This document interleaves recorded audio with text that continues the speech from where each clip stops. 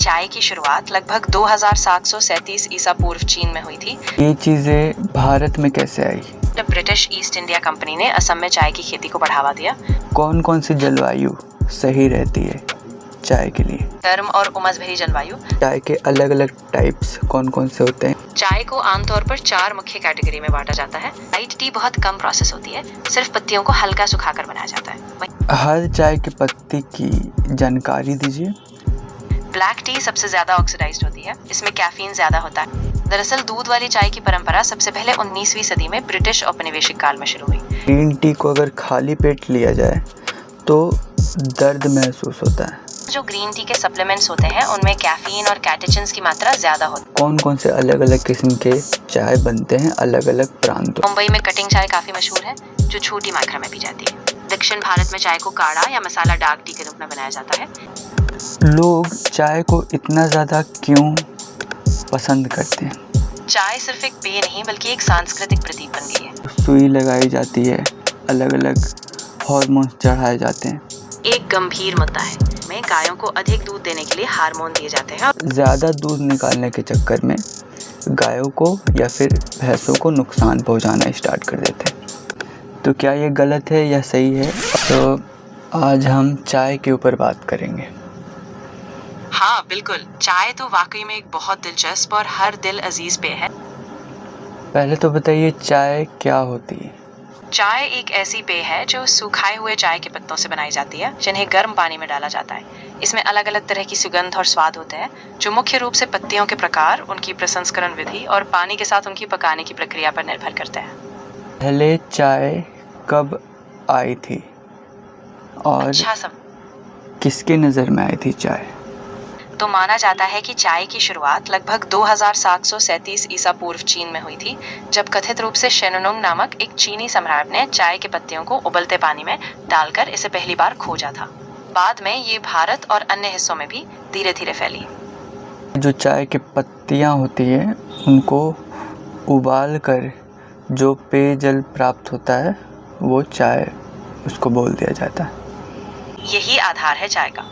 चाय के पत्तों को गर्म पानी में डालकर उनका स्वाद, सुगंध और रंग पानी में आ जाता है और इसी से हमें वो पेय मिलता है जिसे हम चाय कहते हैं। तो ये चीज़ें भारत में कैसे आई? भारत में चाय का इतिहास भी बहुत पुराना है। वैसे तो चाय की शुरुआत चीन से हुई, लेकिन भारत में से 19वीं सदी में ही बड़े पैमाने पर लोकप्रियता मिली। खासकर असम और दार्जिलिंग में इसकी खेती हुई और ब्रिटिश काल में इसे बढ़ावा मिला। आज भारत में चाय एक संस्कृति का हिस्सा है।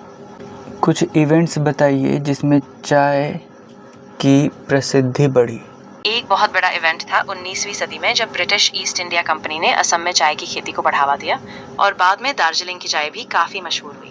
इसके अलावा भारत में चाय बागान पर्यटन भी एक बड़ा आकर्षण बन गया और आजकल चाय दिवस जैसे इवेंट्स भी आयोजित होते हैं, जो चाय की विरासत और विविधता को सेलिब्रेट करते हैं। उस समय जब ब्रिटिशों ने जैसे कि ईस्ट इंडिया कंपनी ने दार्जिलिंग के चाय या फिर असम के चाय को जब स्टार्ट किया था तो फर्स्ट कैसे बनाया गया था वो चाय बताइए। तो असल में जब ब्रिटिश ईस्ट इंडिया कंपनी ने असम में चाय की खेती शुरू की, तब उन्होंने चीन से कुछ चाय के पौधे लाकर असम की जलवायु में लगाए। धीरे धीरे वहाँ की मिट्टी और वातावरण के हिसाब से एक नई किस्म विकसित हुई, जिसे बाद में असमिया टी के नाम से जाना गया। दार्जिलिंग में भी ब्रिटिशों ने इसी तरह पौधे लगाए और वहाँ की ठंडी हवा और पहाड़ी इलाका दार्जिलिंग टी को इतना खास बनाता है। चीन में पहले चाय के पत्ते मिलते थे और उनको यहाँ पे लाकर लगाया गया, जिससे कि चीन के जो चाय के पत्ते हैं वो भारत में भी बनना स्टार्ट हो गए। कौन कौन सी जलवायु सही रहती है चाय के लिए? चाय के लिए अलग अलग किस्मों की ज़रूरत अलग जलवायु में होती है, लेकिन आमतौर पर असम और दार्जिलिंग जैसी जगहों में गर्म और उमस भरी जलवायु, साथ ही पहाड़ी ठंडी जलवायु दोनों ही चाय की अच्छी क्वालिटी के लिए अनुकूल होती है। गीला मौसम और अच्छी मिट्टी भी चाय की बढ़िया खेती के लिए ज़रूरी होती है। दार्जिलिंग में जैसे जलवायु पाई जाती है उसी तरीके के अगर जलवायु हैं तो सही होती है, क्योंकि वहाँ के चाय बहुत अच्छी होती है। दार्जिलिंग की जो ठंडी पहाड़ी और बादलों वाली जलवायु, हल्की धूप और सही मिट्टी के कारण ही दार्जिलिंग टी इतनी प्रीमियम और मशहूर मानी जाती है। अगर वही तरह की जलवायु कहीं और भी हो तो वहाँ भी शानदार चाय बन सकती है। चाय के अलग अलग टाइप्स कौन कौन से होते हैं वो बताइए। चाय को आमतौर पर 4 मुख्य कैटेगरी में बांटा जाता है। पहला है ब्लैक टी, जो पूरी तरह ऑक्सीडाइज्ड होती है। दूसरा ग्रीन टी, जो नॉन ऑक्सीडाइज्ड होती है। तीसरा व्हाइट टी, जो सबसे हल्की और कम प्रोसेस की जाती है। और चौथा ओलोंग टी, जो ब्लैक और ग्रीन टी के बीच का एक संतुलित रूप है। हर तरह की चाय का स्वाद, रंग और सुगंध अलग होती है। तो कौन सी टी जो है वो हम लोगों के इलाके में मिलती है, वेस्ट बंगाल में यहाँ पे मिलती है लोकल? पश्चिम बंगाल में चाय खासकर 3 प्रमुख क्षेत्रों से आती है: दार्जिलिंग, दुआर्स और तेरई। दार्जिलिंग टी प्रीमियम और फल सुगंध वाली होती है, जबकि दुआर्स और तेरई क्षेत्रों में मजबूत ब्लैक चाय तैयार होती है। इसके अलावा पश्चिम बंगाल में और ग्रीन, व्हाइट और सीटीसी जैसी अलग अलग किस्मों के विकल्प भी काफी लोकप्रिय है। यहाँ पर जो काली चाय की पत्ती रहती है वो मिलती है, तो वो कैसे बनती है? स्टेप बाय स्टेप जो चाय की पत्ती निकालना, वहाँ से लेकर एग्जैक्ट दुकानों में जब चाय की पत्ती आती है तो उनका एक प्रोसेस बताइए स्टेप बाय स्टेप। सबसे पहले चाय के पौधे से पत्तियां तोड़ी जाती है, आमतौर पर सुबह सुबह जब पत्तियां ताज़ा होती हैं। फिर उन्हें बारीक काटा जाता है और थोड़े समय तक सुखाया जाता है। उसके बाद पत्तियों को ऑक्सीडाइज किया जाता है, जिससे उनका रंग और स्वाद बदलता है। फिर उन्हें गर्म हवा से सुखाकर रोल किया जाता है और आखिर में पैक करके बाजार तक भेजा जाता है। इसी प्रोसेस से वो काली चाय की पत्तियां बनती है, जो हम दुकानों में लेते हैं। अलग अलग चाय के जो किस्म होते हैं, ग्रीन टी वगैरह, वाइट टी, वो सभी कैसे कैसे बनते हैं वो बताइए। ग्रीन टी के लिए पत्तियों को तो तोड़ने के बाद तुरंत हल्का गर्म किया जाता है ताकि ऑक्सीडेशन ना हो, जिससे वो हरी रहती है। व्हाइट टी बहुत कम प्रोसेस होती है, सिर्फ पत्तियों को हल्का सुखाकर बनाया जाता है। वहीं ओलोंग टी को आंशिक रूप से ऑक्सीडाइज किया जाता है, तो उसका स्वाद दोनों के बीच का होता है। और ब्लैक टी पूरी तरह ऑक्सीडाइज्ड होती है, जिससे उसका रंग गहरा और स्वाद मजबूत बनता है। कि 4 तरीके से ऑक्सीडाइज्ड किया जाता है और हर अलग अलग स्टेप में अलग अलग चाय की पत्तियाँ हम लोगों को मिलती हैं।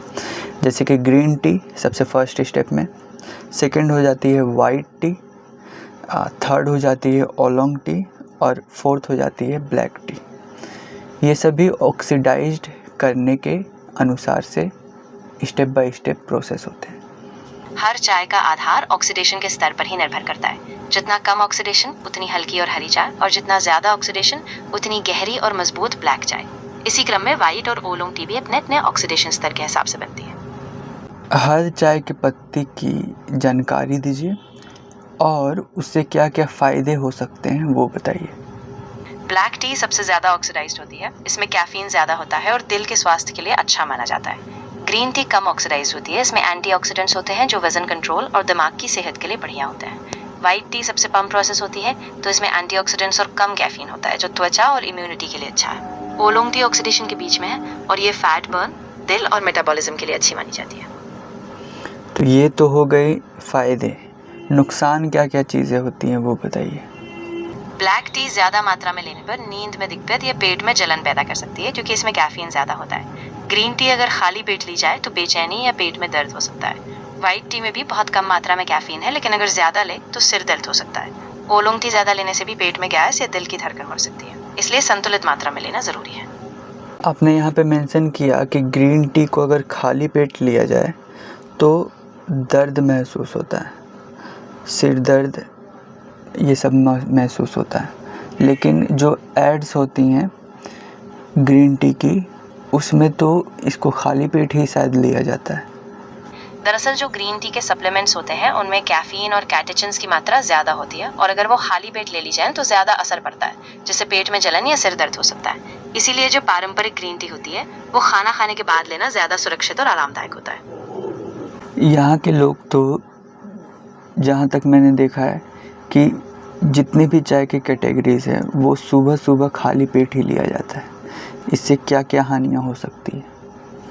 अगर आप सुबह खाली पेट ग्रीन टी या दूसरी चाय लेते हैं तो कुछ लोगों को पेट में जलन, गैस, मतली या एसिडिटी जैसी दिक्कतें हो सकती हैं। इसके अलावा कैफीन का असर भी खाली पेट ज्यादा तेज हो जाता है, जिससे बेचैनी या सिर दर्द भी बढ़ सकता है। तो बेहतर है कि थोड़ा नाश्ता करके खाने के बाद चाय लें, ताकि शरीर पर हल्का असर पड़े। चाय में दूध डालकर चाय को बनाना, ये कहाँ से स्टार्ट हुआ? कौन इसको लाने के जिम्मेदार है? दरअसल दूध वाली चाय की परंपरा सबसे पहले 19वीं सदी में ब्रिटिश औपनिवेशिक काल में शुरू हुई, जब ब्रिटिश इंडिया में काम करने वाले लोग चाय को थोड़ा मुलायम और पीने में आसान बनाने के लिए दूध मिलाने लगे। बाद में भारत और कुछ अन्य देशों में भी ये बहुत लोकप्रिय हो गई, खासकर हमारे देश में जहाँ मसाला चाय और दूध वाली चाय दोनों ही भी बड़ी लोकप्रिय है। अगर साइंटिफिक तरीके से देखा जाए तो जो नॉर्मल चाय की पत्तियाँ होती हैं और दूध अगर उसमें मिला के चाय बनाया जाए तो पेट के लिए कौन कौन सी चीज़ें होती हैं, क्या ये अच्छी मानी जाती हैं या फिर बुरी मानी जाती हैं? देखा जाए तो दोनों में अपना अपना फायदा है। सामान्य चाय में कैटेचिन्स होते हैं जो एंटीऑक्सीडेंट्स हैं और पाचन में मदद करते हैं, लेकिन जब आप दूध मिलाते हैं तो दूध के प्रोटीन कैटेचिन्स के साथ बंध जाते हैं, जिससे एंटीऑक्सीडेंट्स थोड़ा कम असरदार हो जाते हैं। इसलिए संतुलित मात्रा में और अपने शरीर के अनुरूप लेने पर दूध वाली चाय भी कई लोगों के लिए सुरक्षित और आरामदायक मानी जाती है। और किस किस तरीके की चाय बनाई जाती है? एक तो मैंने उदाहरण दिया दूध का, दूध की चाय, और कौन कौन से अलग अलग किस्म के चाय बनते हैं अलग अलग प्रांतों में, वो बताइए। उदाहरण के लिए असम और बंगाल में हम मसाला चाय बेचते हैं, जिसमें मसाले जैसे इलायची, अदरक वगैरह डाले जाते हैं। मुंबई में कटिंग चाय काफ़ी मशहूर है, जो छोटी मात्रा में पी जाती है। दक्षिण भारत में चाय को काढ़ा या मसाला डार्क टी के रूप में बनाया जाता है। तिब्बत में बटर टी भी बहुत प्रसिद्ध है, जिसमें चाय और मक्खन मिलाया जाता है। हर क्षेत्र की चाय में एक अलग स्वाद और अलग पहचान होती है। एक लिस्ट दीजिए कि कौन कौन सी चाय अलग अलग चीज़ों से मिला के बनाई जाती है, और उदाहरण दीजिए कि अलग अलग चाय कैसे कैसे बेनिफिट्स देते हैं और कैसे कैसे हानिकारक भी होते हैं, वो चीज़ें बताइए। सबसे पहले मसाला चाय। इसमें चाय के साथ मसाले जैसे इलायची, अदरक और दालचीनी मिलती है, जिससे पाचन बेहतर होता है, लेकिन ज़्यादा मसाले पेट में जलन भी कर सकते हैं। दूसरी ग्रीन टी लेमन के साथ। इसमें विटामिन सी बढ़ता है जो इम्यूनिटी बढ़ाता है, लेकिन खाली पेट लेने पर एसिडिटी बढ़ सकती है। तीसरा बटर टी तिब्बती। इसमें चाय और नमक मक्खन मिलते हैं, जिससे एनर्जी मिलती है, लेकिन इसे ज़्यादा लेने से कोलेस्ट्रॉल बढ़ सकता है। चौथा लेवेंडर टी। इसमें चाय के साथ लेवेंडर मिलती है जो तनाव कम करती है, लेकिन ज़्यादा लेने से नींद में दिक्कत हो सकती है। इस तरह हर चाय का अपना एक अलग प्रभाव और सावधानी रखने की ज़रूरत होती है। तो यहाँ पे बहुत सारे लोग चाय को एक दिन में 2 या 3 बार पीते हैं, एक तरीका का नशा बन गया है चाय। लेकिन कुछ लोग का कहना होता है, डिबेट चलती है कि चाय जो है वो शरीर के लिए हानिकारक होती है। इसको आप किस तरीके से देखते हैं? ये सच है कि चाय बहुत लोगों की दिनचर्या का हिस्सा बन गई है और कुछ हद तक एक आदत या नशे जैसी भी हो सकती है। अगर संतुलित मात्रा में ली जाए तो चाय के फायदे ज़्यादा होते हैं, जैसे जागरूकता, एंटीऑक्सीडेंट्स वगैरह, लेकिन ज़्यादा लेने से खासकर कैफीन के कारण नींद खराब, बेचैनी या पाचन संबंधी दिक्कतें हो सकती हैं। तो संतुलन बनाए रखना सबसे ज़रूरी है। लोग चाय को इतना ज़्यादा क्यों पसंद करते हैं? हर एक कंडीशन में अगर बातचीत भी हो रही है तो चाय के साथ बातचीत होगी। कहीं बाहर घूमने भी जाते हैं तो एक कप चाय के बाद ही बातचीत या फिर उस दृश्य का मज़ा लेना होता है। तो चाय इतना फेमस और हर चीज़ों में कैसे शामिल होता जा रहा है, वो बताइए। ये सच में एक बहुत दिलचस्प बात है। चाय सिर्फ एक पेय नहीं बल्कि एक सांस्कृतिक प्रतीक बन गई है। अलग अलग शाजाओं में चाय को एक साथ जुड़ने, आराम करने और बातचीत का बहाना माना जाता है। ये सुलभ है, इसका स्वाद हल्का और सुकून देने वाला है, और ये सामाजिक और भावनात्मक जुड़ाव का एक बहुत सहज जरिया बन गई है। इसलिए हर कहीं हर समय इसका एक खास स्थान है। अगर चाय को कॉफ़ी से कंपेयर की जाए तो क्या क्या हानियाँ या फिर प्रॉफिट होती हैं, इन दोनों को कंपेयर कीजिए।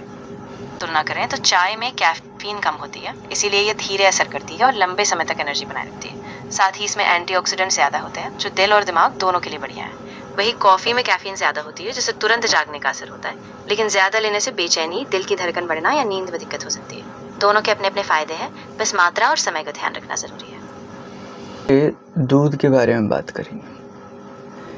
आजकल देखा जाए कि गाय या फिर भैंस के जो दूध निकाले जाते हैं वो बहुत ही बेकार तरीके से निकाले जाते हैं। उनको सुई लगाई जाती है, अलग अलग हार्मोन्स चढ़ाए जाते हैं। तो क्या ये गलत है या सही है, और इसका एक विस्तार से विवरण दीजिए। ये एक गंभीर मुद्दा है। कई बड़े डेयरी फार्मों में गायों को अधिक दूध देने के लिए हार्मोन दिए जाते हैं और कभी कभी उनके स्वास्थ्य पर बुरा असर पड़ता है, जैसे संक्रमण, तनाव या समय से पहले जन्म। इसके अलावा इन दूधों में कुछ हार्मोन या एंटीबायोटिक्स के अवशेष भी रह जाते हैं, जो लंबे समय में स्वास्थ्य जोखिम पैदा कर सकते हैं। इसलिए जैविक और नेचुरल दूध जो बिना हार्मोन के निकलता है, उसे ज़्यादा सुरक्षित और नैतिक माना जाता है। लोगों को दूध ज़्यादा कंज्यूम करना है, तो इसीलिए जो डेयरी प्रोडक्ट्स वाले होते हैं वो ज़्यादा दूध निकालने के चक्कर में गायों को या फिर भैंसों को नुकसान पहुंचाना स्टार्ट कर देते हैं। जब ये सभी क्रियाएं होती है तो गाय और भैंसों को बहुत ज़्यादा तकलीफ़ों का सामना भी करना पड़ता है। ऐसा अक्सर होता है कि अधिक दूध उत्पादन के दबाव में गायों और भैंसों की सेहत नजरअंदाज हो जाती है। उन्हें लगातार हार्मोन, प्रेशर और अस्वस्थ वातावरण में रखा जाता है, जिससे उनकी लंबी उम्र, स्वाभाविक प्रजनन क्षमता और सामान्य जीवन की गुणवत्ता प्रभावित होती है। इसीलिए बहुत से लोग अब टिकाऊ और मानवीय डेयरी प्रैक्टिस की मांग कर रहे हैं ताकि पशुओं का भी ध्यान रखा जाए।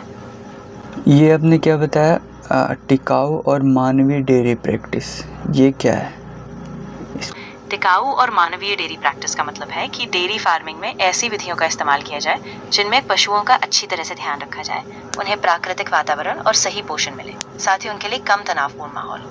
टिकाऊ प्रैक्टिस में पर्यावरण का भी ध्यान रखा जाता है, जैसे कम कार्बन फुटप्रिंट, प्राकृतिक चारे का इस्तेमाल और पशुओं के कल्याण को प्राथमिकता देना, ताकि दूध उत्पादन और पर्यावरण दोनों ही संतुलित रहे। तो क्या ये चीज़ें होती हैं भारत में? भारत में टिकाऊ और मानवीय डेयरी प्रैक्टिस धीरे धीरे बढ़ रही है। छोटे किसान अक्सर फसल और डेयरी को जोड़कर एक चक्रीय प्रणाली अपनाते हैं, जिसमें गायों का अच्छा ख्याल रखा जाता है, गोबर और मूत्र का सही इस्तेमाल होता है और पशुओं की अच्छी देखभाल की जाती है। उदाहरण के तौर पर कश्मीरिका का एक मॉडल अक्षयकल्पा जैविक डेयरी अपनाती है, जिसमें हार्मोन का इस्तेमाल नहीं होता और पशुओं की अच्छी देखभाल होती है, जिससे किसानों की आय भी बेहतर होती है। चाय के विस्तार के बारे में बात करेंगे।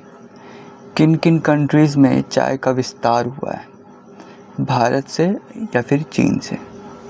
चाय का विस्तार सबसे पहले चीन से हुआ, क्योंकि वहीं इसकी उत्पत्ति मानी जाती है। उसके बाद भारत में भी चाय बहुत लोकप्रिय हुई, खासकर असम और दार्जिलिंग में।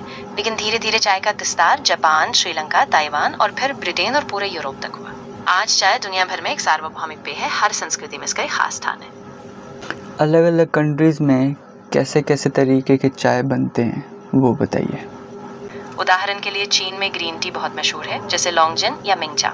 जापान में भी ग्रीन टी का काफी महत्व है, खासकर माचा। भारत में मसाला चाय, दार्जिलिंग और असम की ब्लैक टी खास है। ब्रिटेन में मिल्क टी या इंग्लिश ब्रेकफास्ट टी बेहद लोकप्रिय है। तुर्की में भी चाय बहुत पी जाती है, जो छोटे गिलासों में बिना दूध के काली चाय के रूप में होती है। हर देश का अपना एक अनूठा तरीका है। इंपोर्ट और एक्सपोर्ट के बारे में बात करते हैं। चाय के पत्तियों की इंपोर्ट और एक्सपोर्ट कहाँ सबसे ज़्यादा होती है?